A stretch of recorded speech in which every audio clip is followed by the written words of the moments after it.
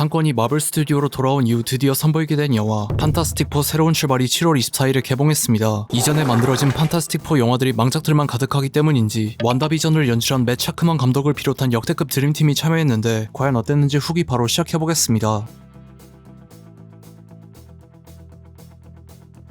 이전 MCU 작품들의 배경인 지구 616의 평행세계인 지구 828에서 우주 탐사 중 의문의 방사능에 노출되어 DNA 변이를 통해 초능력을 얻은 리드 리처즈, 수전 스톰, 벤 그림, 자니 스톰은 자신들의 능력을 사용해 시민들을 돕는 슈퍼히어로 집단 판타스틱4로 4년간 활동하고 있었습니다. 초능력을 준 우주 방사능의 영향을 받을까봐 자녀 계획을 신중히 고민하던 리드와 수는 결국 임신에 성공하고 모두가 부부의 아들인 프랭클린이 부모님처럼 초능력을 가지고 태어날지 주목했습니다. 어느 날 하늘에서 은색 보드를 타고 타임스 스퀘어 광장으로 날아온 실버 서퍼는 자신을 행성 식자 갤럭투스의 전령이라고 소개하며 곧 갤럭투스에 의해 지구가 파괴될 것이라고 예고합니다. 리드는 불안해하는 사람들에게 판타스틱4가 반드시 갤럭투스로부터 지구를 지킬 것이라고 약속하며 초광속 항해가 가능한 우주선 엑셀시어를 타고 협상을 위해 갤럭투스를 찾아갑니다. 갤럭투스는 수의 뱃속에 있는 프랭클린이 부모를 훨씬 능가하는 초능력을 가졌다는 사실을 깨닫고 자신의 후계자로 삼기 위해 프랭클린을 넘기면 지구를 파괴하지 않겠다고 선언하자 판타스틱4는 프랭클린과 지구를 모두 지키기 위해 갤럭투스에게 맞서기로 합니다. 스파이더맨과 엑스맨과 어벤져스와 더불어 마블 코믹스를 대표하는 집단이자 캐릭터들이지만 판타스틱4 실사 영화들은 만들 때마다 망작이라 좋은 취급을 받지 못했는데 이번 작품은 정말 제대로 칼을 갈고 만들었다는 느낌을 받았고 역대 최고의 마블 영화까진 아니지만 개인적으로 브레이브 뉴 월드와 썬더볼츠보다 좋았으며 당연히 역대 판타스틱4 영화들 중 가장 잘 만든 작품이라고 생각합니다. 2005년판은 지나치게 가볍고 우스꽝스러운 분위기였고 2015년판은 너무 어둡고 진지한 전개가 영화의 평가와 흥행까지 어둡게 만들었지만 본작은 진지함과 유머를 각각 리드와 수, 벤과 조니에게 분배함으로써 적당한 균형을 유지하고 판타스틱4의 기원이 최근 20년 동안 두 편의 영화로 나왔기 때문에 팀의 기원은 초안부 뉴스 화면으로만 간략하게 묘사하고 세부 사항은 과감하게 생략했다는 점도 좋은 선택이었다고 생각합니다. 이전의 판타스틱4 영화들은 4명의 캐릭터가 제대로 조화를 이루지 못하고 각자 튀는 느낌이 강했지만 이번 작품은 각자의 특징을 잘 살리면서 조화를 이루는 것에 성공했고 특히 조니와 벤은 이전 영화들에서 각자 여자와 자동차를 좋아하는 트러블 메이커와 돌처럼 변해버린 외형 때문에 다른 사람들과 제대로 어울리지 못하는 모습으로만 묘사되었지만 본작에선 조니가 개그 캐릭터뿐만 아니라 중후반부에 닥친 문제를 해결하는 데 매우 큰 역할을 했고 벤은 4명 중 가장 선한 마음을 가진 캐릭터답게 항상 고통받기만 하던 이전 작품들과는 다르게 무거운 책임을 짊어진 친구 리드에게 조언을 해주는 모습으로 묘사됩니다. 페드로 파스칼이 리드 리처즈 역으로 캐스팅되었다는 소식이 처음 전해졌을 땐 요즘 영화들은 페드로 파스칼 안 나오면 죽는 병이라도 걸렸냐는 비아냥도 있었는데 원작과의 외적 싱크로율은 2005년판이 더 높아도 지구에서 가장 지적 능력이 뛰어난 천재로서 느끼는 책임감을 페드로 파스칼이 매우 잘 살렸다고 생각합니다. 닥터 둠과 더불어 판타스틱4의 주요 빌런 중 하나인 갤럭투스가 실버 서퍼의 위협에선 우주먼지 같은 모습으로 등장해서 팬들이 분노했던 것과는 다르게 본작에선 코믹스판 갤럭투스의 무시무시한 모습을 매우 잘 살렸으며 IMAX 확장 비율로 보면서 갤럭투스의 거대함을 제대로 느낄 수 있었습니다. 무엇보다 판타스틱4를 스탠 리와 공동 창작한 잭 커비에 대한 헌사가 가득한데 잭 커비의 생일 8월 28일을 따서 평행우주의 넘버링을 828로 정했고 백스터 빌딩에서 리드를 보조하는 로봇인 허비는 1978년 판타스틱4 애니메이션에서 판권 문제로 인해 등장하지 못한 휴먼 토치를 대신해서 판타스틱4의 멤버로 등장한 캐릭터이자 스탠 리와의 불화로 1971년에 DC 코믹스로 이직하기 직전에 잭 커비가 마지막으로 디자인한 캐릭터이기 때문에 본작에도 등장했으며 엔드 크레딧이 모두 끝나고 잭 커비의 글귀가 나와서 원작 코믹스를 존중하고 원작자에 대한 헌사를 바쳤다는 점이 원작 웹소설을 아예 개무시해버린 전지적 독자 시점과 비교되기도 했습니다. 개인적으로 특별한 단점을 느끼진 못했지만 굳이 트집을 잡자면 비교하기도 뭐할 정도로 본작이 훨씬 잘 만들긴 했지만 전체적인 스토리가 실버 서퍼의 위협과 큰 차이가 없고 이전 판타스틱4 영화들이 하도 악평을 받아서 굳이 모험을 하고 싶지 않았는지 내용이 예측 가능할 정도로 뻔하다는 점이 아쉬웠고 동시에 러닝타임 1시간 54분이 약간 짧다는 느낌이 들기도 했습니다. 또한 신생아를 아역배우로 영화에 등장시키는 규정이 매우 까다롭고 컴퓨터 그래픽 기술을 실버 서퍼와 갤럭투스를 묘사하는데 전부 집중했기 때문인지 프랭클린이 갓 태어난 모습을 컴퓨터 그래픽으로 묘사한 장면이 매우 어색해 보였고 영화 플래시에서 신생아실 아기들을 구출하는 장면처럼 불쾌한 골짜기가 느껴질 정도는 아니지만 생각보다 간단한 장면이라 더 아쉬웠습니다. 쿠키 영상은 총 2개가 나오는데 엔드 크레딧 씬은 가벼운 이스터에그성 장면이라 굳이 볼 필요는 없지만 미드 크레딧 씬은 매우 중요한 장면이기 때문에 꼭 보고 나오시길 권장드립니다. 그동안 판타스틱4 실사 영화들이 연이어 실패하면서 10년 간격으로 리부트되었지만 판타스틱4 새로운 출발은 드디어 이 저주를 깨버린 훌륭한 영화였고 어벤져스 둠스데이로 어떻게 이어질지 매우 궁금해졌습니다. 촬영은 어벤져스 둠스데이가 먼저 시작되었지만 다음 주에 촬영을 시작하는 스파이더맨 브랜드 뉴 데이가 내년 7월에 먼저 개봉하고 어벤져스 둠스데이는 12월에 개봉 예정이라고 합니다. 미국의 판타스틱4 새로운 출발 IMAX 최초 시사회에선 아바타 불과 제 첫 예고편을 독점 공개했다고 해서 이번 IMAX 예고편은 아바타 아바타 불과 제가 나오는 건가 싶었지만 아쉽게도 위키드4 9세 아이맥스 예고편이 나오기 때문에 아바타 불과 제 예고편은 더 기다려야 할 것 같습니다. 여러분들은 판타스틱4 새로운 출발을 어떻게 보셨는지 댓글 남겨주시면 감사하겠습니다. 이상 시청해주셔서 감사합니다.